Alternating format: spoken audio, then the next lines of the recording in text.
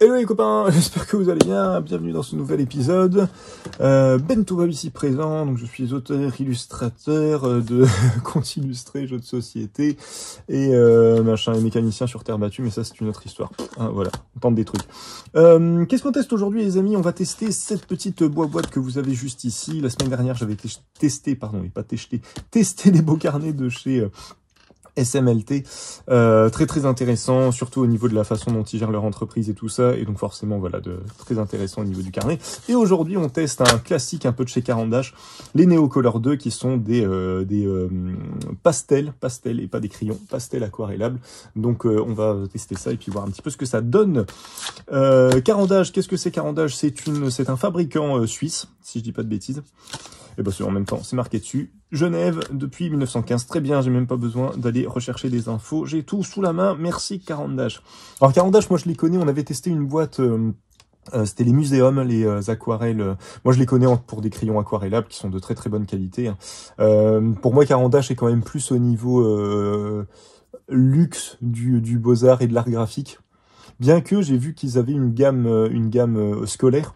Mais je trouve qu'ils sont quand même plus de ce côté-là. Ils font des super porte-mines, ils ont des mines aquarellables sur lesquelles j'aimerais un jour mettre la main, mais que je n'arrive plus à retrouver. Écoutez, hein, les hasards, voilà, je ne sais plus où ils sont passés. Qu'est-ce qu'ils nous disent là-dessus, les copains? Tac. En français, s'il vous plaît. Pastel à la cire aquarellable, application à sec ou humide, application sur différents supports, bois, céramique, pierre, 84 couleurs lumineuses et opaques. Fort intéressant. Tiens, c'est marrant, ça s'ouvre comment cette histoire? Ça s'ouvre de ce côté-là, tiens, j'aurais mis l'ouverture de l'autre côté, c'est rigolo, mais bon, pourquoi pas. Du coup, j'arrive pas à l'ouvrir. Ah, des petits stickers, pourquoi pas. C'est rigolo. C'est rigolo. Ah là là, Caran d'Ache Genève. Depuis plus de 100 ans, nous sommes à vos côtés pour vous accompagner dans l'expression de votre créativité. Votre précieuse boîte Caran d'Ache et ses couleurs lumineuses ont été confectionnées avec soin par nos artisans dans notre unique manufacture à Genève. Donc très intéressant parce que voilà, encore une fois, on n'est pas sur un distributeur mais bien un fabricant. Donc ça a quand même son intérêt dans l'histoire. Et du coup voilà, et donc je vous disais, ouais, je vais ressortir la boîte pour laquelle j'avais fait un test il y a quelques temps, qui était cette boîte-ci. Ça date un peu, hein. Je l'avais chopé. Et boîte super intéressante pour découvrir un petit peu les produits Caran d'Ache avec... il y avait pas mal de choses, hein. Il y avait de la mine graphite en bâtonnet. Il y avait un pinceau réservoir, bien sûr. Tiens, on va le sortir pour l'utiliser. Parce que j'ai encore de l'eau dedans, tout va bien. Et il y avait je vais y arriver, de la gamme Muséum de chez Caran d'Ache, qui est leur gamme, si je dis pas de bêtises, c'est leur gamme aquarelle, crayon de couleur aquarellable la plus développée. On va tester ça. Pourquoi on va tester ça? Pourquoi j'ai acheté ça? Parce que c'est pas du tout un nouveau produit, hein, ça existe depuis très longtemps, mais je voulais tester parce que pas mal tester tout ce qui est crayon de couleur aquarellable. D'ailleurs, je vais quand même sortir les muséums pour voir un petit peu ce que ça donne en comparaison, les deux petites couleurs que j'ai, juste pour voir un petit peu la différence qu'on peut avoir entre du crayon de couleur aquarellable, très bonne qualité, hein, et aussi du pastel aquarellable. On va voir un petit peu ce que tout ça donne. On va faire des tests pour voir un petit peu la différence. Et oui, pourquoi je les ai achetés? Parce que notamment chercher surtout déjà un blanc assez opaque pour certaines illustrations. J'ai vu pas mal d'artistes qui utilisaient ça pour faire des réaux de blanc à la fin, donc je me suis dit que ça pourrait être intéressant, et je me suis dit tant qu'à faire, autant prendre une boîte pour vous faire un petit test et vous faire découvrir un petit peu ceci. Voilà. On va faire deux tests, les amis. On va essayer de les faire en parallèle. Tiens, on va faire deux tests vraiment basiques sur ce papier-là, qui est un papier multitechnique 200 grammes avec un grain qui est assez intéressant. J'avais fait des tests, je l'avais déjà testé au précédent épisode, à l'aquarelle dessus. Papier intéressant du coup de chez SMLT, excusez-moi.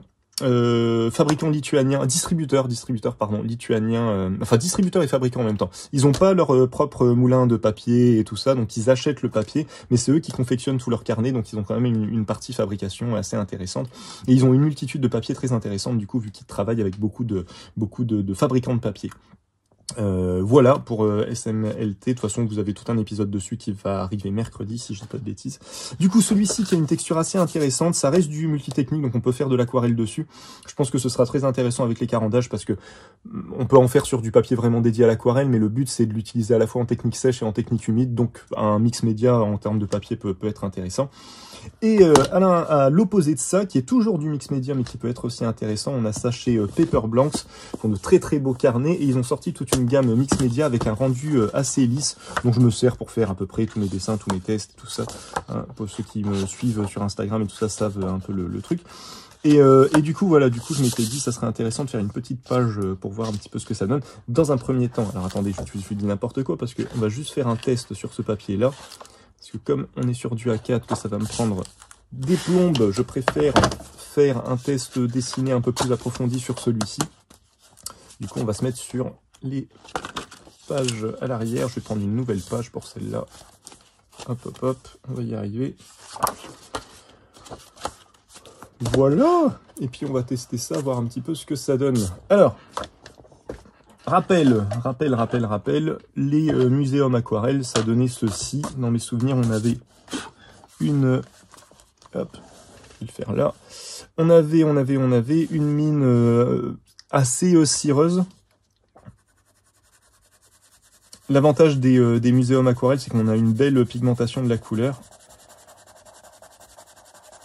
Je fais exprès de refaire un petit test avec ceux-là, justement, pour les avoir en tête et pour pouvoir, quand je vais passer, sentir la différence avec les pastels aquarellables, les néocolores. Excusez-moi, je vais y arriver. Tiens, on va faire un dégradé entre les deux, en fait, comme ça.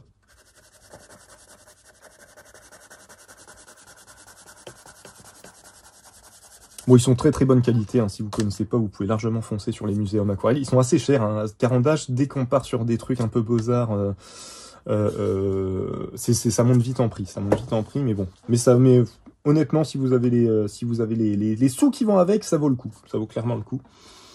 Mais il faut avoir les sous. Voilà. Tout simplement. Donc voilà, ouais, ce que je vous disais, la différence, c'est que, c'est que d'un côté, vous avez... chez SMLT, un papier qui est fort grainé, donc qui, à mon avis, va être intéressant au niveau du travail de la texture. C'est pour ça que je veux faire un dessin un peu définitif dessus. Et de l'autre côté, chez Paper Blanks, le même principe, on est sur du 200 grammes aussi, mais complètement lisse. Complètement lisse et complètement blanc. On voit un petit peu la différence, on la voit pas beaucoup à l'image, mais du coup, je m'étais dit que le contraste pourrait être intéressant. Donc déjà, en termes de texture, on se rend bien compte, j'espère qu'à l'écran, oui, à l'écran, on se rend bien compte du contraste aussi. Et en termes de... je vais y arriver. Comment ça marchait ça déjà? Hop, tout simplement en fait. En termes de dilution, si je vous dis pas, si je vous dis pas de bêtises, voilà, les carandaches se diffusent quand même vachement bien. Et donc sur le SMLT, aucun problème, on a une très belle dilution. Donc là, bien sûr, hein, ce sont, je vais y arriver, les muséums. On n'est pas du tout sur les... Hein, voilà, hein, j'ai déjà perdu mes mots. On n'est pas du tout sur les néocolores, mais on va y passer de suite. Donc là, je me permets de faire un peu plus de va-et-vient pour bien mélanger la couleur. On a pareil, une belle dilution, hein, quel que soit le papier. Et donc maintenant que je les ai bien en tête, passons, on va passer à peu près avec les mêmes couleurs avec ce qu'on a chez Néocolor pour voir un peu la différence. Tiens, on avait dit, hop. Alors, déjà au niveau de la texture, ouais, donc voilà, quelque chose de beaucoup plus doux, hein, ça c'était sûr, parce que vu qu'on est sur de la cire. Alors on n'est pas sur la même teinte, hein, j'ai pas exactement la même teinte en termes de couleur, mais par contre, j'ai l'impression qu'en termes de remplissage et de pigmentation, forcément, vu qu'on est sur de la cire, ce qui va être un petit peu plus onctueux, qui va être un petit peu plus épais, on est sur un rendu beaucoup plus saturé au niveau de la couleur, tout en pouvant jouer, tout en ayant la possibilité de jouer avec le flûte. La transparence, j'ai eu du mal, hein, j'ai eu du mal à le sortir. Du coup, quand même une belle teinte. Et là-dessus, même si là le grain est fort prononcé, est-ce qu'on va arriver?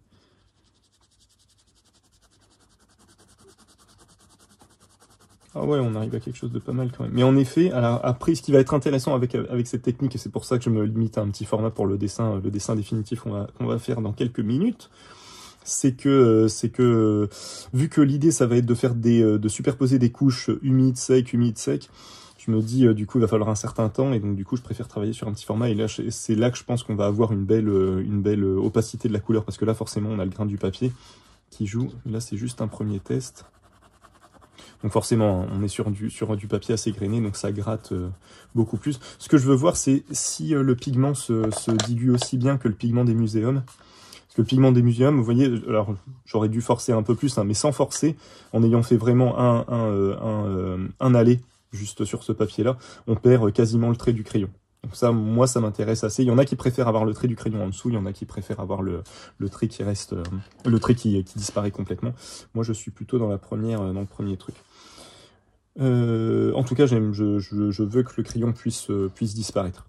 S'il reste dans tous les cas, même si en passant plusieurs couches il reste, bon, je trouve que c'est moins intéressant. On va démarrer avec celui-là. Bon ouais, on a une pigmentation de fou furieux. Ça en même temps c'était ouf, ouais, ça c'était sûr, mais en tout cas ouais, on a vraiment une belle pigmentation. Je vais faire juste un aller ici, pareil. J'avais commencé à refaire un aller-retour, mais on va juste faire un aller pour voir un petit peu comment tout ça se goupille et ça se dégrade, comment ça diffuse. Et là, ça va être pareil. Ouais, on est sur quelque chose de beaucoup plus onctueux. Là, par contre, je pense que je vais faire plusieurs allers-retours. Je pense que le papier doit jouer aussi. On a le papier qui a tendance à... Je pense qu'il boit un peu, le papier de Paper Blanks, il boit un petit peu trop l'eau. Et du coup, ça sèche ça sèche quand même beaucoup plus rapidement sur le Paper Blanks que sur celui-ci. Qu'est-ce que je voulais faire comme autre test? Test de superposition, mais on va voir un petit peu, on va laisser sécher. Déjà, test de superposition, ce qui peut être intéressant, c'est de voir si je fais ceci, par exemple.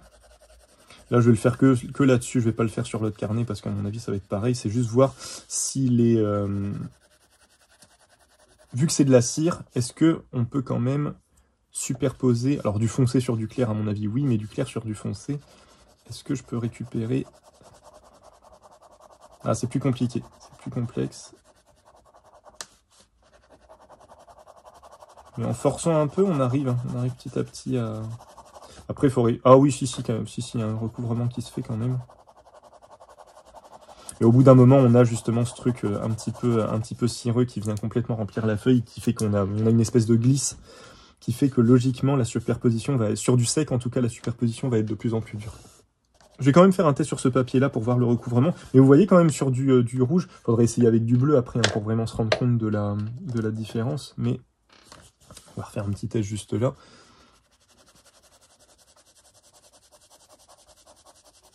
Parce que, alors, ouais, je l'ai pas fait dans ce sens-là, mais à mon avis, on va le faire, regardez, on va le faire comme ça, tac.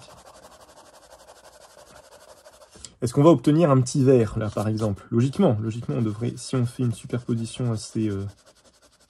Ouais, on obtient un petit vert un peu foncé. Alors, je sais pas si on le voit bien à l'écran. Mais en tout cas, voilà, le recouvrement du foncé sur le clair se fait aisément, ça, il n'y a pas de souci, c'était sûr. Ce qui m'intéressait, du coup, c'était de voir si le recouvrement du clair sur le foncé pouvait se faire. En gros, est-ce qu'on peut refaire des retouches claires? Est-ce qu'on peut repartir sur du clair une fois qu'on a vraiment foncé? C'est un peu ça l'idée. Et alors, ça me semble compliqué. Donc voilà, sur le bleu, là, on réobtiendra pas le orange, ça c'est sûr. Donc ça, c'est sûr, voilà. Le recouvrement du clair sur le foncé est compliqué. Ça, c'était quasiment sûr, vu que c'est de la cire, vu qu'au bout d'un moment, on a ce côté cireux qui fait que, on a beau faire ce qu'on veut. Faut quand même, du coup, garder à l'esprit qu'il faut partir du clair vers le foncé. On n'est pas sur genre du Posca ou ce genre de choses. C'est pas du tout la même chose, hein, bien sûr, mais c'est pour quand même faire un test. Parce que je sais plus ce que j'avais testé, mais il y avait une gamme de crayons. Je crois que c'était les Glassochrome de chez Staedtler qui, eux, pour le coup, c'est une espèce de mine très très huileuse, et eux, par contre, le blanc, il recouvre le noir. Et ça, il n'y a pas de souci. Là, je pense que, on va quand même essayer, et si je colle du blanc sur le bleu... Ah, attendez, j'ai rien dit. Ça doit... Forcément, je suis bête aussi, ça dépend du pigment. Le pigment jaune, il est beaucoup moins opaque que le pigment blanc. Donc ouais, non, le pigment blanc, on arrive à... Bon, vous voyez, au bout d'un moment, le problème, c'est qu'on va avoir une couche de cire qui fait que qui recouvre complètement le papier et qui fait que la cire va finir par ne plus adhérer. On pourra pas superposer à l'infini des couches, je pense. Au bout d'un moment, ça va faire des espèces de copeaux comme ce que vous pouvez voir ici, mais voilà. Le blanc recouvre bien. Le blanc recouvre bien, c'est très intéressant. Alors ça me donne envie de faire plein de tests, mais j'ai pas non plus des heures. Organisons-nous. On va juste refaire un petit test de recouvrement ici pour voir si le grain du papier peut jouer. On sait jamais. Hein. Donc on va rester sur le bleu parce que le bleu il est bien significatif à ce niveau-là. On voit tout de suite si on arrive à recouvrir ou pas. Donc si je reste, parce que là même en fonçant, j'ai quand même le grain du papier qui fait que je peux pas avoir quelque chose de complètement un recouvrement total. Ouais, non, c'est pareil. Le recouvrement, forcément, avec le jaune est très compliqué. Bon, ça se mélange, hein, ça se mélange, donc on obtient... Si on veut dégrader, par exemple, je pense qu'on peut y arriver au bout d'un moment à sec. Hein. En sachant que le but, quand même, de ça, c'est de les aquareller. Hein. Sinon, vous avez toute une gamme. Alors, je l'ai pas dit, mais en fait, là, c'est la gamme, du coup, Neocolor 2. Mais vous avez toute une gamme Neocolor 1 qu'il faudra que je teste, du coup, juste pour voir ce que ça donne au niveau du recouvrement à sec, qui est non aquarellable. Du coup, qui peut être intéressant à ce niveau-là. Pour voir un petit peu ce que ça donne en termes de recouvrement. Est-ce que le blanc, j'arrive à quasiment annuler le bleu? Alors, c'est intéressant, j'arrive pas à annuler le bleu, par contre, ça fait comme un espèce de blender. C'est ça qu'on dit? Oui, un blender, ouais. Blender, j'avais en tête le truc qui mixe, mais c'est un blender aussi, je crois. Mais bref, je vais y arriver. Donc on arrive à recouvrir quasiment complètement le bleu. Hein. Si on veut obtenir une teinte un peu pastel, c'est possible. On perd beaucoup de copeaux avec le blanc quand même. Je pense que le pigment, je me rappelle plus quel pigment est utilisé, mais à mon avis ça doit être quasiment le même qui est utilisé pour du blanc de titane ou ce genre de choses. Et c'est que ça fait comme un genre de craie un peu. Hein. C'est assez friable, j'ai l'impression. Mais voilà. Bon, écoutez, le blanc est super intéressant. Je comprends pourquoi on me parlait du blanc en termes de recouvrement, qui est assez intéressant. On va faire un test, du coup, juste aussi sur je vais y arriver, sur l'aquarelle qu'on avait fait. Si par exemple, je prends du jaune et que je repars, on va essayer de se faire juste une ligne. Ah, le recouvrement est déjà plus intéressant. On arrive à réobtenir du jaune opaque par-dessus, là où on était, là où c'était assez galère. Donc, à mon avis, une fois que c'est dilué, en fait, tout le côté cireux va un peu s'annuler et va un peu pénétrer le papier. Et forcément, on va avoir une espèce de couche aquarelle sur laquelle il est beaucoup plus simple de repasser qu'une couche de pastel ou de cire qui est déjà qui reste en surface, en fait. Donc, je pense que là-dessus, c'est intéressant. Ça va être, à mon avis, même plus intéressant là-dessus. Ouais. On récupère un beau jaune-orange, je sais pas si... Alors, on le voit pas hyper bien à l'image, mais je peux vous assurer que qu'on récupère. Et à mon avis, le blanc, ça va être intéressant aussi. Le blanc, si je le fais sur la partie la plus...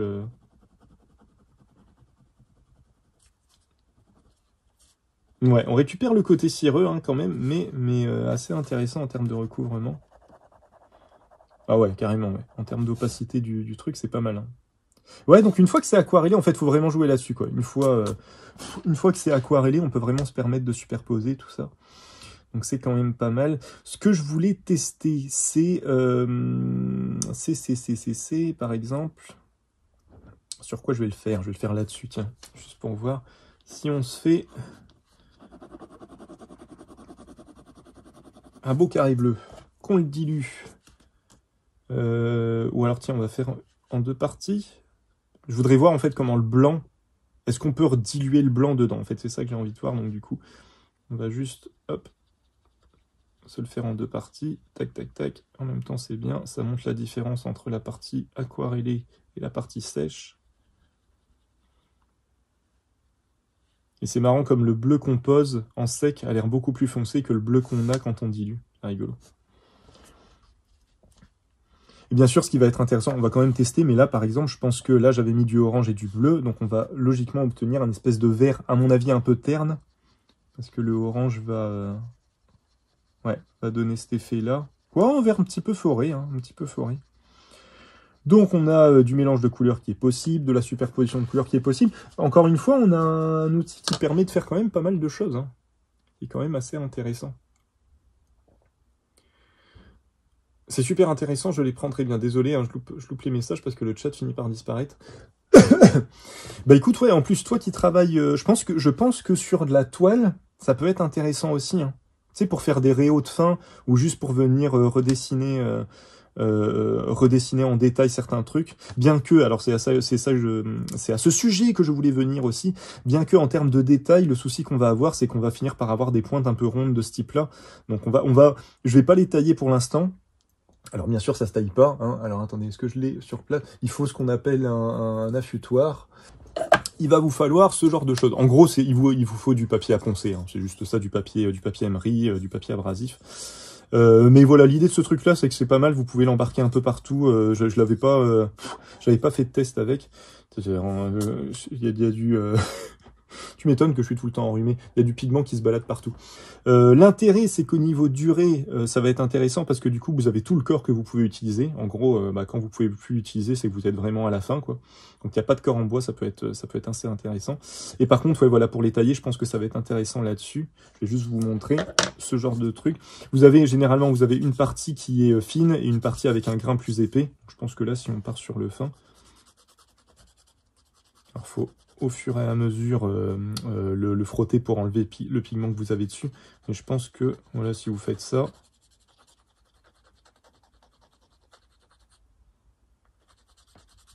ce qui est un peu embêtant, c'est que vous gâchez un peu de pigment, mais bon. Ne serait-ce que, voilà, pour obtenir un truc, voilà, un truc avec une pointe. Un truc avec une pointe. On peut de nouveau faire des traits relativement fins. Alors attention, c'est pas...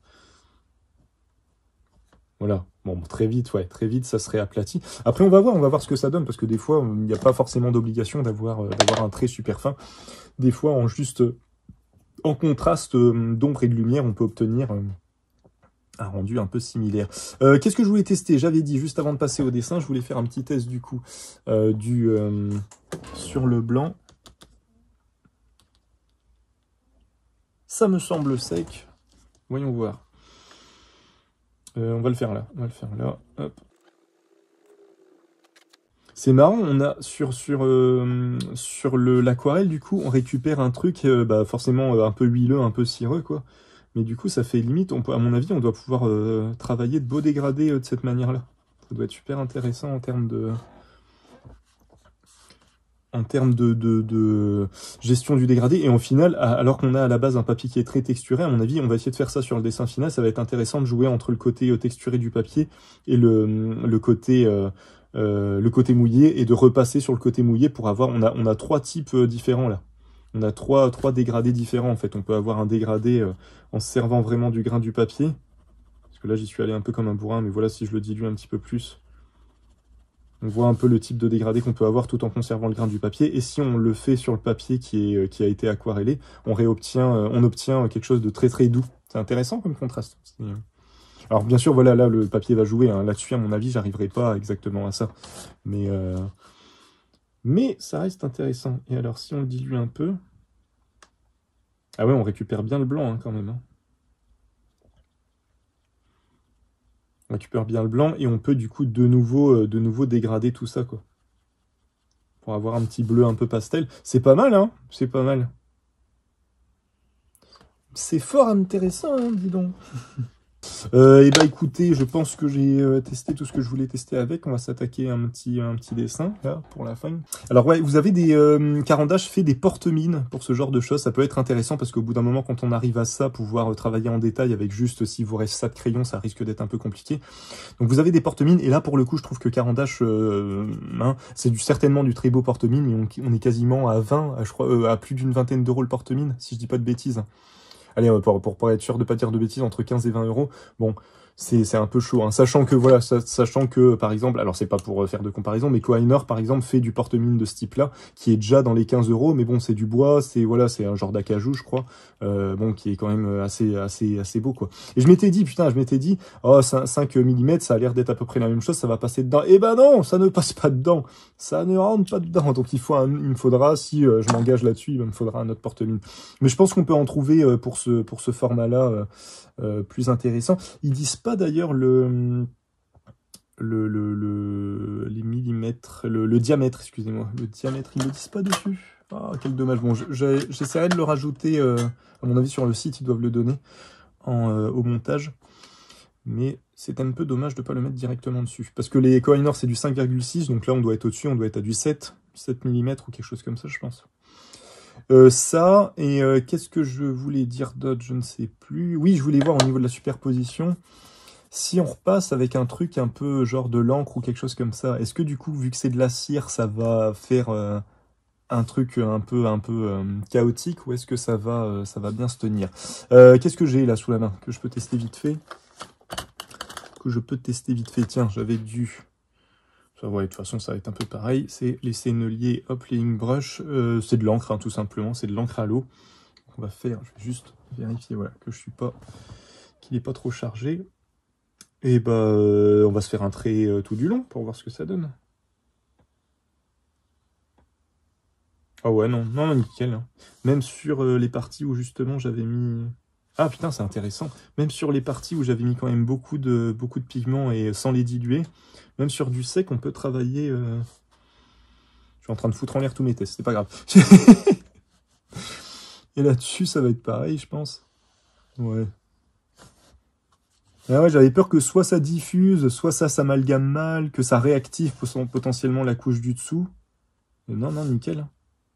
Non, non, nickel. Nickel, nickel. Donc ça veut dire qu'on peut l'utiliser en base, qu'on peut revenir par-dessus avec, genre des microns, ce genre de choses. Donc non, non, super intéressant. Super intéressant, super intéressant. Écoutez, on va laisser ça sécher le temps que je range et on va s'y coller.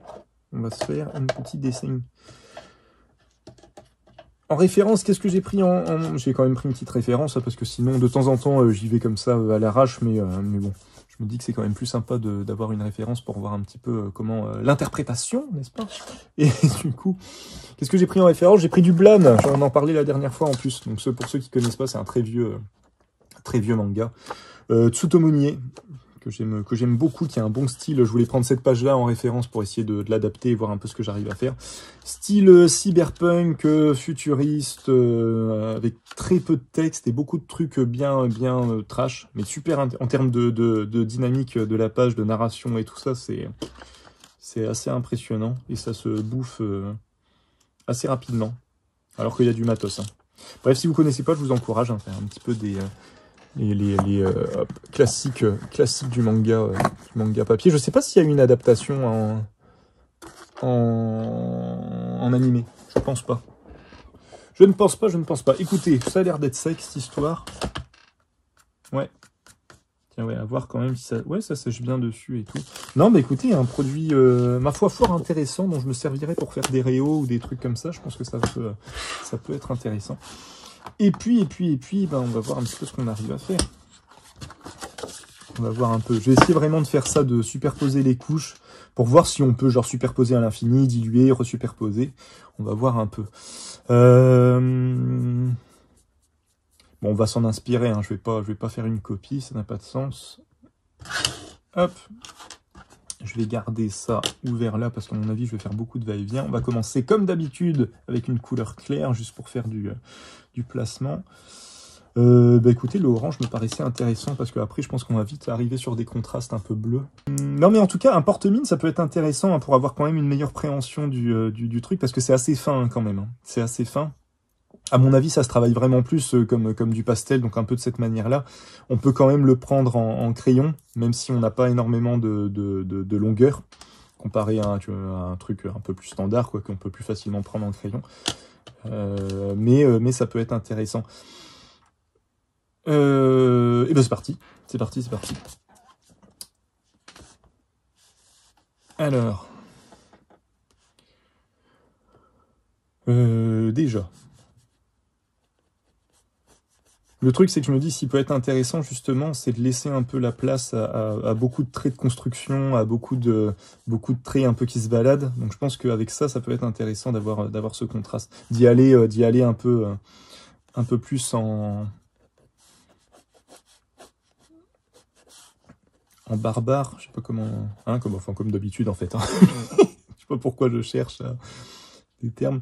Bon, vous voyez quand même, même si le truc est complètement éclaté et qu'on pourrait se dire on va pas réussir à faire de détails avec ça, on peut quand même, une fois qu'on a un peu la mémoire, un peu de la forme du stylo, on sait à peu près où le prendre pour faire quelque chose de plus maîtrisé.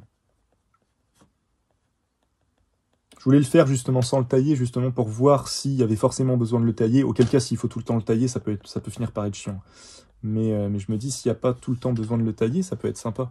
En sachant que, bien sûr, voilà, si vous voulez un rendu vraiment, vraiment nickel, faut pas travailler avec ça, quoi. Enfin, un rendu hyper précis. Faut pas travailler avec ce genre de truc, quoi. Là, je fais juste des placements vite fait, mais comme je vous parle, je fais pas attention et je rentre déjà dans les détails.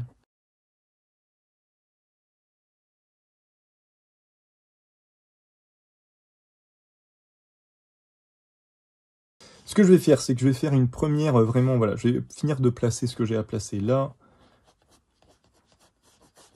Bon, là, pour l'instant, ça ressemble à rien, forcément. Mais je vais faire ça, finir de placer tout ce que j'ai à placer. Je vais faire juste un petit remplissage de couleurs. Je vais rester sur quelque chose, peut-être 2 ou 3 couleurs maximum, pas plus.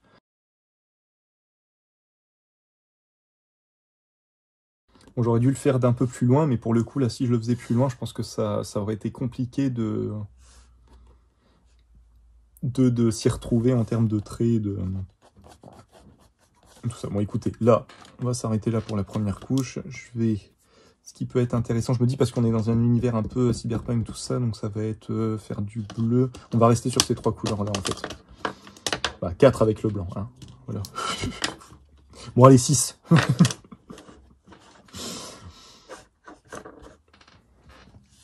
Alors, sur le truc de base, il n'y a pas du tout d'ombre, mais je pense que ça peut être intéressant de juste poser des teintes comme ça pour faire déjà une première teinte, faire une première couche qui va permettre de créer du contraste. Donc laisser potentiellement la peau en blanc et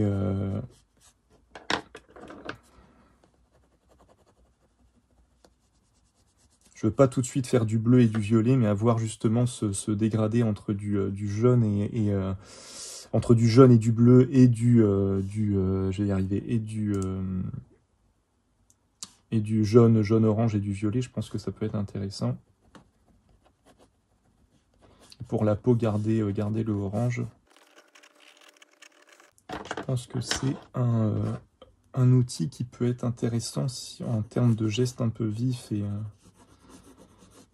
là, pour le coup, je pense que je vais garder les traits en dessous, parce que ce que je veux vraiment voir, pardon, c'est si ça devient un bordel sans nom quand on superpose les couches, ou est-ce qu'on arrive à quelque chose qui s'homogénéise bien, hein, voilà.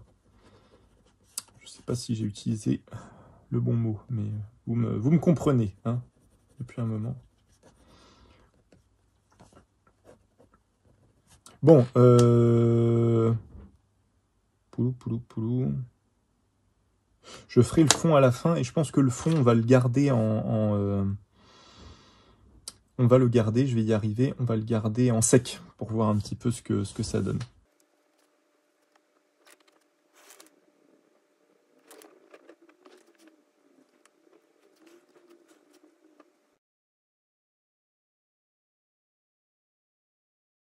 Si ça se trouve, je vais pas du tout réussir à gérer l'outil.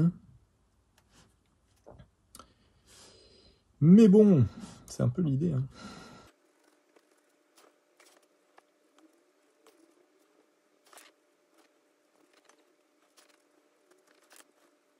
Bon, ce qui est intéressant, c'est qu'en tout cas, on n'a pas trop à aller chercher pour que ça se dilue, quoi. On a quand même une dilution qui se fait assez facilement. Donc ça, c'est quand même pas mal. Ça permet de pas devoir faire trop d'aller-retour et tout ça pour que ça se dilue. Donc ça, c'est quand même intéressant. Après, ce qui est chiant, c'est que du coup, il faut attendre que ça sèche. À moins que je repasse directement dessus. Mais là, pour le coup, si je fais ça, j'ai un peu peur de finir par abîmer le papier. Après, il faut quand même tester, hein. On va voir. Ce que j'aimerais, c'est en définitive, quand même, je pense que je vais faire ça soit sur les cheveux, ou peut-être les deux, les cheveux et le manteau qu'il a, essayer de vraiment saturer pour voir un peu ce que ça donne. Et peut-être essayer de justement contraster, peut-être les cheveux, je vais essayer de les faire au maximum dilués, et le manteau, avoir cette superposition sec et humide, et avoir le fond en sec, histoire d'avoir un truc où on peut un truc définitif où on peut voir un petit peu tous les aspects de l'outil. Je me dis. Donc là, je vais repartir un petit peu. Là, je vais arrêter avec le jaune, je pense. Peut-être en faisant... peut-être faire une couche à la fin pour voir, pour faire des éclaircies. Ouais, vous voyez, quand c'est humide, le problème, c'est qu'on maîtrise beaucoup moins le trait et du coup, ça diffuse d'un coup. Ça peut être intéressant, hein, ça peut être intéressant. Mais il faut le savoir, quoi. Faut savoir que ça peut vite partir. Donc ouais, à voir ce que ça pourrait potentiellement donner sur du 100% coton qui va mettre encore plus de temps à sécher. Le mec que j'avais vu, c'était Tim Schofield ou Schofield, j'en avais déjà parlé. Et lui, il travaille sur... C'est du Saunders Waterford, donc c'est du 100% coton, c'est sûr. Et lui, il travaille avec ça, mais je pense il attend que ça sèche. Il est pas... Je pense qu'il prend son temps, contrairement à moi qui est ce côté un petit peu... un petit peu, comment on dit ça, un petit peu enfant, trop pressé d'ouvrir son cadeau. Moi, j'arrive pas à attendre que ça sèche. Peut-être que quand j'aurai 70-80 balais, j'aurai enfin la patience du truc, mais là, pour l'instant, j'avoue que je ne l'ai pas.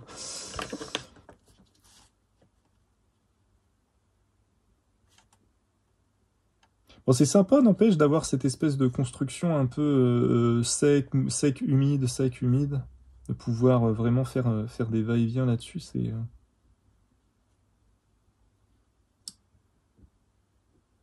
assez intéressant.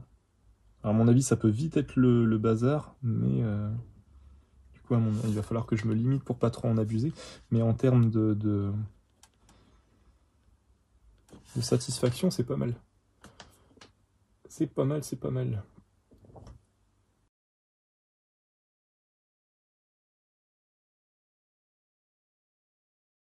Ouais, et puis on a vraiment en effet, ouais, le pigment est super intéressant et on a vraiment une belle dilution qui fait que là, je suis pas encore au bleu, quoi. Je suis encore dans les tons verts et tu peux vraiment les manipuler un peu comme tu as envie avec le côté aquarelle. Donc ouais, non, non, super intéressant. Étrangement, j'ai l'impression qu'en fait, ce qu'on perd en fait en maîtrise avec l'outil de base qui est un pastel et qui du coup dont la mine va vite s'aplatir, en fait, ce qu'on perd en maîtrise avec l'outil, on le récupère avec l'aquarelle, parce qu'avec le pinceau, forcément, on peut faire des choses plus fines, et comme le pigment se dilue vraiment bien, on peut juste aquareller ce qu'on veut et quand même garder le trait du dessous. Donc non, non, super intéressant à utiliser. Là, on peut vraiment redéfinir pas mal de choses. Je vais finir un gros coup les cheveux pour faire... J'aimerais avoir un beau rendu bien bleu foncé, au moins sur la pointe. Ouais, là, j'ai mis beaucoup d'eau, donc vous voyez, j'ai du mal à rattraper le truc, mais c'est pas grave. Hop. Ça vit quelque part, ça vit. C'est ça qui est intéressant. Alors là, si je force un peu pour avoir un pigment un peu plus chargé, je pense que potentiellement, ça pourrait être intéressant. Mais peut-être que ça va pas l'être. Bah, en fait, faut essayer de potentiellement n'importe quoi. Faut essayer de faire, de pas trop charger en détail avec la partie sèche pour pouvoir détailler après avec le pinceau réservoir ou le pinceau.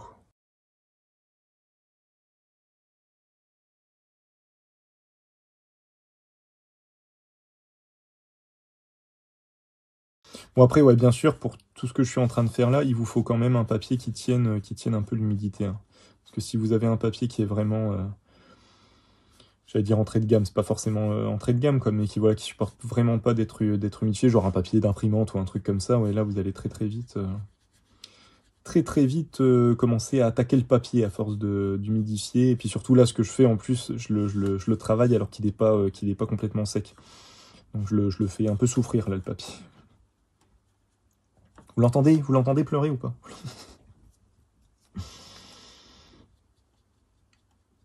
Non, au contraire, il me dit vas-y, vas-y, tu peux y aller, tu peux y aller. Je suis en béton. Hein? Qu'est-ce que je dis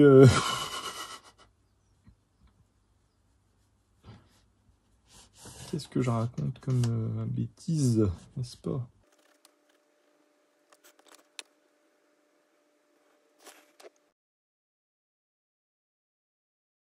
Là, je vais vraiment juste retravailler les ombres en les diluant encore. Et hop. Et je vais quand même essayer de faire des rayons de blanc. J'ai envie de voir un petit peu comment ça fonctionne. Qu'est-ce qu'on arrive à obtenir comme résultat.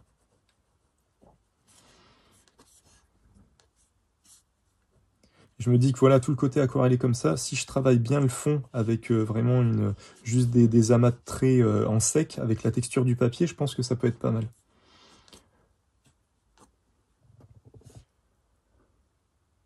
C'est quoi comme papier là? Tiens, c'est du... Attends, hop, pouf, pouf, pouf, tic, c'est du... C'est de chez SMLT et c'est du Mix Media, tac, tac, tac, 200 grammes. C'est un fabricant de papier lituanien qui m'avait envoyé leurs produits, qui sont assez connus, hein, qui sont assez connus, et qui font pareil du produit. Comment dire? En entreprise, ils fonctionnent un peu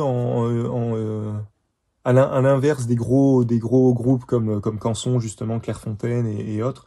Ils fonctionnent plus en faisant je sais pas comment l'expliquer. En fait, ils sont entre Clairefontaine et Carandache un peu dans l'idée. Ils font pas de la grosse production, vraiment de la grosse machine et tout ça. Ils ont leur atelier, leur usine en Lituanie. Ils essayent de produire sur place comme Carandache qui fait tout en Suisse, à Genève et tout ça. Et, euh, et ils essayent d'avoir une production limitée, soucieuse de l'environnement, tout ça. Donc très très intéressant quoi. Et ce que j'expliquais dans le test du coup, qui arrivera mercredi, c'est que du coup ils sont un tout petit peu plus chers que les papiers justement standards, avec du papier de qualité, parce qu'ils font appel, à mon avis, ils font appel à des moulins du coin, donc ils doivent faire appel à des moulins qui sont en Allemagne et tout ça. Enfin des moulins, pas forcément des moulins, mais des fabricants de papier aussi. Mais Anmul et tout ça, à mon avis, parce qu'il y a certains papiers, je reconnais un peu le grain de chez Anmul, donc ça me semble pas déconnant de dire qu'ils font appel à eux, vu que eux-mêmes ils disent qu'ils font appel à plusieurs fabricants de papier différents. Et du coup, voilà, du coup, ils sont un tout petit peu plus chers des carnets un peu plus standards, mais quand même de qualité. Mais tout en ayant cette vraie... Enfin bref, vous savez où votre argent va, quoi. Je me disais, ce qui est intéressant avec ce genre d'entreprise, c'est que du coup, vous savez que en achetant leur carnet, ils sont comme Colibri avec la peinture acrylique, quoi. Ils sont soucieux de l'environnement, ils ont une démarche claire, tout est expliqué sur leur site, on peut voir les vidéos de leur atelier. On se doute bien que c'est pas des mastodontes de l'industrie du papier et des beaux-arts, quoi. Donc voilà. Ouais, je me suis un peu étendu.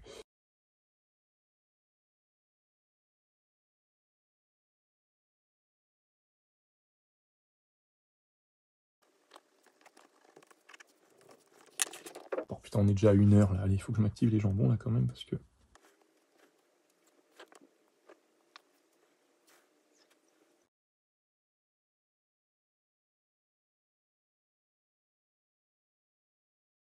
Bon, là, j'y vais comme un barbare, mais je me dis, ce qui pourrait même être intéressant, c'est de retravailler, en fait, toute l'aquarelle, mais un peu comme si on travaillait un...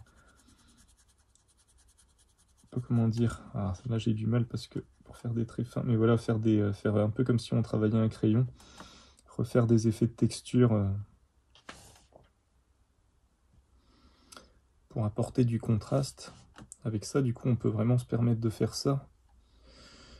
Ce qui est tout à fait réalisable aussi avec une aquarelle classique, hein, mais je me dis là, j'ai l'impression que le côté j'ai pas les mots. Le côté pastel qu'on réutilise après permet vraiment de faire ce genre d'effet, quoi. Ah, je m'exprime très bien. Voilà. Voilà, voilà. Je pense que lui, je vais le laisser comme ça parce que j'aime bien le côté un petit peu hasardeux et que je commence à être à la bourre. Et qu'on est déjà à 1 heure de live. Et je vais retravailler un peu les yeux. Alors, les yeux, du coup, est-ce que je mets un petit coup de violet dedans? Je pense, hein. Je pense que ce sera intéressant pour apporter un peu plus de contraste. On s'est vraiment inspiré de Blâme, hein, parce qu'à mon avis, on remet pas du tout le personnage, mais bon, c'est pas grave.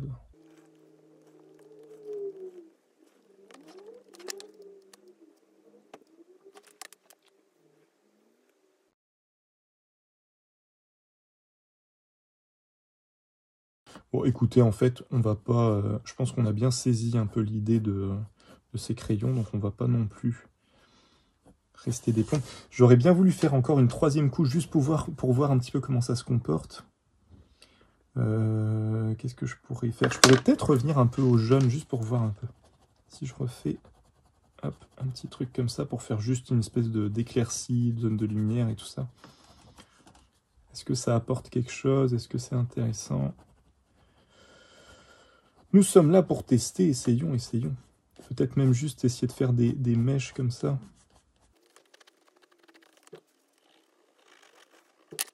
Je vais voir un coup si je leur dilue, qu'est-ce que ça donne. Est-ce qu'on peut avoir une espèce de dégradé un peu comme ça de lumière? Ou est-ce que ça va se fondre dans le bleu du dessous? Ça a l'air de se tenir hein, quand même.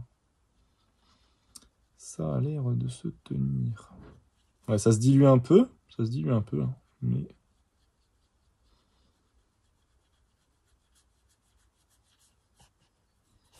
Mais c'est intéressant. Hein. C'est intéressant. Je pensais pas qu'on pourrait réobtenir du contraste comme ça. C'est pas mal du tout. Bon, faut forcer un peu. Hein. Faut forcer un peu dessus. Mais le résultat, ouais, vraiment intéressant. Limite, on travaille une espèce on finit par passer de quelque chose d'aquarellé à quelque chose d'un peu comme de la gouache, quoi, d'un peu plus épais. Ouais, non, c'est pas mal. C'est vraiment pas mal. Puis bien sûr, en sachant que là, je me limite à 3 couleurs. Donc, parce que là, bon, là, je vais m'arrêter, hein, parce que ça commence à faire long. Mais je pourrais encore continuer, quoi. Et de voir comment le orange s'est un petit peu superposé, ça veut dire qu'on peut revenir, qu'on peut retravailler, qu'on peut revenir dessus, qu'on peut faire des effets. Donc même par exemple sur cette partie-là, bon alors, je fais n'importe quoi au niveau de la gestion de la lumière, hein, mais c'est juste pour montrer. Je pense qu'on peut carrément, en y allant un peu fort comme ça, refaire pareil, des rayons de lumière. Bon, le seul truc qui pêche un peu, forcément, c'est la précision. Hein, mais au final, c'est ce que je disais, en fait. Ce qui va rattraper l'absence un peu de précision du trait et tout ça, c'est le contraste, en fait, entre les deux couches. En peinture, des fois, on fait ça pour avoir une ligne nette, pour délimiter mieux un personnage. Mais en fait, on va le délimiter non pas avec un pinceau plus fin pour faire du détail, mais avec le fond. En fait, on va travailler le fond. Donc là, par exemple, je peux pas le faire, mais par exemple, on va avec un blanc, on va venir annuler toute cette partie-là. C'est pas mal de fonctionner comme ça. Hein. C'est fonctionner en intérieur et en extérieur. En fait, il y a un mot hein, pour ça, mais j'arrive plus à le retrouver. Mais c'est vraiment cette idée-là, en fait, c'est que ce qui va détailler votre forme, c'est pas le trait que vous allez faire, c'est pas le dessin que vous allez faire, mais c'est le contraste entre votre couleur intérieure et votre couleur extérieure à cette forme. Je sais pas si c'est clair ce que je dis, mais comme d'habitude, je vais retrouver le mot 3 heures après et je vais dire ah, trop tard. Bon, je pense qu'on a un peu pigé le truc. J'essaye un petit coup de blanc, juste pour voir si on peut faire des rayos, par exemple. Je pense que ça va être tendu, mais si je veux faire des petits rayos de blanc dans les yeux... Alors là, pour le coup, je pense que je vais essayer de le tailler pour récupérer une pointe. Sans ça, ça va être fort compliqué. Allons-y, allons-y.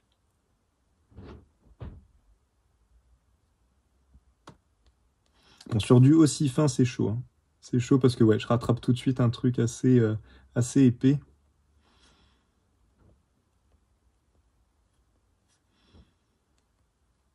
Et du coup, alors si justement, en exemple, parce que là du coup on dirait que je lui ai fait les yeux bleus, si là par exemple, je reviens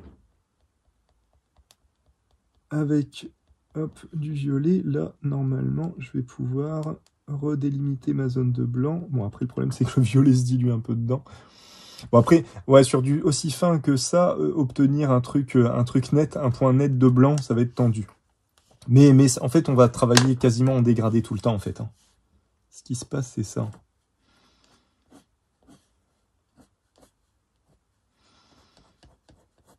Ce qui est pas mal, hein. Ce qui est pas mal, mais... En sachant, en vrai, que il suffit de passer à un autre outil, hein, parce que comme on a vu, l'encre se superpose très bien dessus. Donc une fois qu'on a fini de faire Mumuse, là, comme je suis en train de le faire, une fois qu'on a fini de faire Mumuse, après on peut venir redélimiter tout ça, bien sûr, hein, de manière plus classique. Mais en tout cas, le côté contraste comme ça est intéressant. On va faire un petit remplissage et puis on va s'arrêter là. Sinon, on est parti pour 3 heures. Toi, tu le tailles au taille-crayon? Au taille-crayon, ça fonctionne? Je vais pas tester, tiens. On va tester. On va tester. Est-ce que ça passe? Non, trop. Est-ce que ça passe là? Là-dedans. Oh là là, ça a l'air de se tailler, en fait. Je me prends la tête pour rien. Bon, là, je suis en train de perdre. Ah bah ouais. Ah putain, le mec, depuis le début. Oui, on va prendre un papier Emery, ce sera plus simple. Non, bah en fait, ça se taille avec ça, hein, en fait. Eh ben voilà. Merci Myriam. Hein, parce que sans toi, je serais resté... Et puis ça se taille carrément bien en fait. Putain, je pensais vraiment, tu vois, que ça ferait comme comme du pastel en fait, et que du coup ça allait se casser, s'ébrécher, tout ça. Mais c'est fort intéressant. Hein. Cool, cool, cool, cool. On va quand même essayer. Tiens, avec le blanc. Est-ce que, hop. Attendez, bougez pas. Hein. Le blanc j'aime bien. Lol, un crayon, un maquillage. Bon, là, on a récupéré... Alors, attendez, ce qui va être intéressant aussi, c'est de voir si la pointe se tient, ou si on va... Si je refais un coup de... Ah, c'est pas mal, hein. Ok, j'ai rien dit. Ok, ouais. Donc, une fois qu'il est taillé... Alors, on tient pas... Il y a très, très rapidement, la pointe, elle va se ramollir. Mais on arrive quand même à tenir assez longtemps pour faire du trait un peu plus fin. Ok, j'ai rien dit. Ah, c'est pas mal du tout. C'est pas mal du tout, hein. Bon, allez. Parce que sinon, franchement, je pourrais y passer encore 1 heure dessus, là, je crois. On va se faire un fond au bleu, tiens. Non, c'est pas... Va plus loin, s'il te plaît. T'as quelque chose à dire? On va se faire un fond au bleu. J'ai enlevé une partie. Et on va juste faire un fond classique, mais...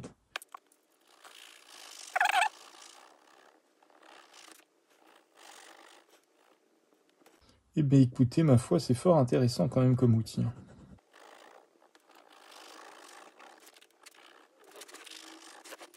Je vais voir un coup. J'ai dit que je m'arrêtais là, mais si je repasse juste au blanc dedans...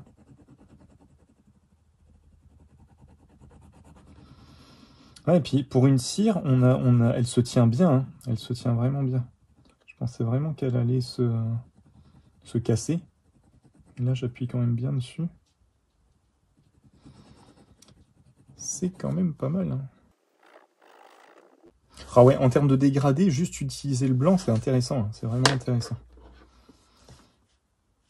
Et donc là, attendez, du coup, parce que vu qu'on peut tailler... Allez, après j'arrête, hein, promis, après j'arrête.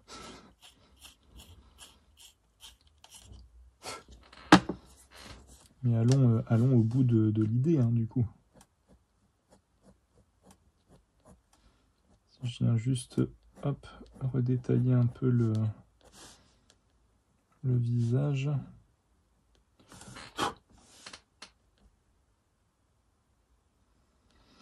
Oui, ouais, du coup, je reviens sur ce que tu disais, Myriam. Ouais, du coup, c'est vachement intéressant. Là, du coup, je pourrais pas le récupérer, mais tout ce que tu tailles, tu peux le réutiliser, vu que c'est le pigment direct pour potentiellement te faire soit un jus un peu aquarelle pour un fond, soit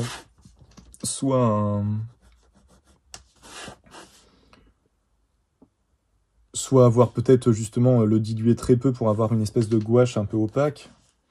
Ça, j'ai pas encore essayé, mais en effet, il doit y avoir moyen de faire des trucs vraiment intéressants en fait. Bon, allez. Toutes les bonnes choses ont une fin. Hein. On s'arrête là. On s'arrête là.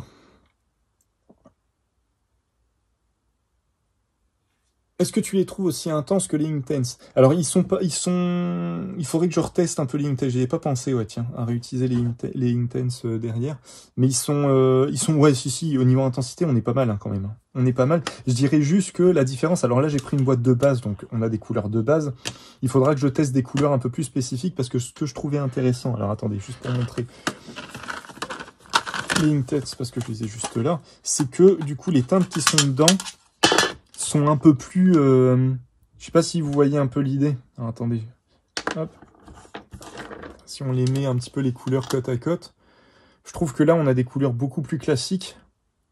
Alors que chez Intense, tout l'avantage, c'est qu'on avait tout de suite des couleurs un peu péchues, quoi. Vous voyez, il y a pas de bleu un peu classique, un peu cyan. Il y a tout de suite un bleu un peu plus recherché, un peu plus profond. Le marron, là pareil, c'est un marron classique. Là, on a un marron qui est proche, ça c'est une terre d'ombre limite. Pareil, le jaune, on n'a pas de jaune pétant. Je pense que ça tient à ça. Donc je pense qu'au niveau saturation des couleurs, si je me refais une boîte avec... ah, par contre, ça a tendance à baver un peu. Si je me refais une boîte avec des couleurs un peu plus spécifiques, je pense que ça peut être plus intéressant. La vraie, en fait, ce que j'essaye de dire, c'est que la vraie force de Intense, c'est qu'ils n'ont pas mis des couleurs classiques. Un peu comme Polychromos, où voilà, on a tout de suite des couleurs très très spécifiques à Faber-Castell et tout ça. Donc je pense que c'est ça qui va être intéressant, qui est intéressant chez Derwent. Mais au niveau de la pigmentation, non, on y est clairement, ouais, ça n'y a pas de souci. Donc je pense que voilà, ce qui fait que ce qui joue aussi chez Intense, c'est que déjà en effet les teintes, la pigmentation est très intéressante et très chargée, mais en plus il te file une boîte de base avec des couleurs qui sont pas du tout de base, du coup ça change complètement la donne en termes de flûte. Découverte de la gamme. Je pense que pareil, quoi, si on découvrait des crayons avec une autre gamme qu'une gamme classique, ça change tout de suite tout, quoi. Bon bref, écoutez les amis, voilà, on s'arrête là. Je pense que c'est pas mal, hein. C'est bien ce qui me semblait, même si je n'ai pas les Intense. Bah, tout l'avantage des Intense, par contre, c'est que tu vas gagner en précision, quoi. Même si là, ça se taille, la pointe des Intense, qui est aussi une pointe aquarellable, mine un peu tendre et tout ça, elle va se tenir beaucoup plus. Elle se casse aussi, hein, elle se casse aussi facilement parce que c'est une teinte, c'est une mine, justement, un peu cireuse et tout ça. Comparé par exemple au Polychromos qui va beaucoup mieux se tenir, mais on est quand même plus sur quelque chose de moins mou, en fait, tout simplement, de moins mou que ce que tu peux avoir chez Caran d'Ache.